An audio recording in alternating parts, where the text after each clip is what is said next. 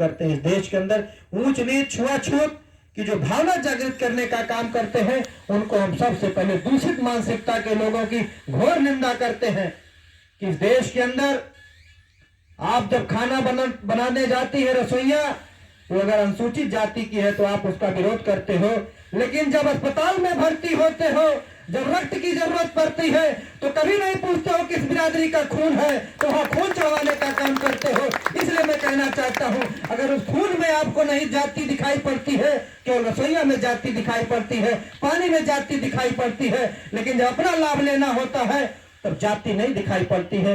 इसलिए आप सभी बच्चों से जरूरत है कि बाबा साहब के संविधान के अवसर पर आप सब अपने बाल बच्चों को पढ़ाने का काम करें।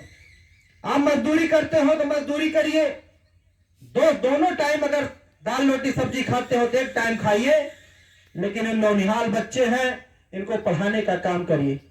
गरीबों के पास अगर कोई धन है तो सबसे बड़ा धन है एजुकेशन। आपकी अगर छप्पर अगर आपका घर है, अगर उस पर छत लगेगा तो आपका बच्चा जब पढ़ लिख करके कुछ बनेगा तब लगेगा। आप कितना भी खेती किसानी कर लो, 40 साल तक जाते जाते चेहरे पे झुर्री दिखाई पड़ने लगती है, और हमारे समाज का नौजवान 50 साल में जाके बुढ़ा हुआ दिखाई पड़ता है। इसलिए उनको जब आप अपने बच्चों को पढ़ाएंगे लिखाएंगे नहीं तो कभी आप जिंदगी में उन्नति नहीं कर सकते हैं। जो भी समाज होगा जो पढ़ाएगा, और सबसे बड़ी ताकत वो डॉक्टर B.R. अम्बेडकर ने बता दिया, शिक्षित बनो, संगठित हो और संघर्ष करो। इससे बड़ी कोई ताकत दुनिया में नहीं है। अगर आप एजुकेशन को मजबूत करोगे तो आपके घर पे भी आपका भी बेटा IAS और PCS बनने का काम करेगा, आपका बेटा भी डॉक्टर इंजीनियर और वकील बनने का काम करेगा। और ये पीढ़ियां जब आप पढ़ोगे तभी मार्कशीट मिलेगी, मार्कशीट पूजा करने से नहीं मिलेगी। और अगर पूजा करने से किसी की जिंदगी बदलती तो पंडा पुजारी के लड़के सब IAS PCS होते, रिक्शा चलाने वाले और निरहु के लड़के IAS और PCS ना होते। इससे आप सिद्ध हो जाता है कि जो पढ़ेगा वही बढ़ेगा। इसलिए सबसे ज्यादा इस पे हम लोगों ने इसलिए जोर दिया। और हमारे बीच में सुभाष नागवंशी जी हैं, बहुत ही तेज तर्रार साथी हैं।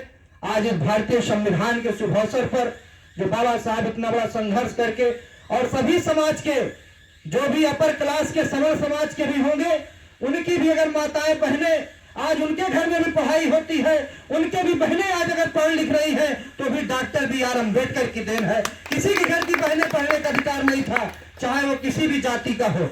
लड़कियों को पढ़ाया नहीं जाता था, लेकिन बाबा साहब ने चाहे हिंदू कोड बिल लाया और चाहे लड़कियों को पढ़ाने का अधिकार दिया।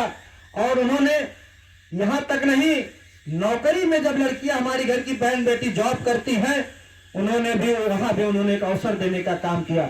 जो वो प्रेग्नेंट होती हैं उन्होंने उस पर छुट्टी बढ़ाने का काम किया, और उसका पेमेंट नहीं काटेगी गवर्नमेंट, उनको पूरी सैलरी देने का काम करेगी। जो लोग मजदूरी कराते थे, 12 से 14 घंटा लोग मजदूरी कराते थे, और समाज जो गरीब लोग होते थे मजदूरी भी कराते थे, और कांटा भी ऊपर से लदवा देते थे, और ईटा भी लाद देते थे, और मजदूरी भी नहीं देते थे। बाबा साहब ने कहा मजदूरी का कानून बना दिया, और कहा जो 12 घंटे काम होता था अब 8 घंटे काम मजदूर करेगा, और इसके लिए लड़ाई भी लड़ सकता है। ये बाबा साहब B.R. अम्बेडकर की देन है।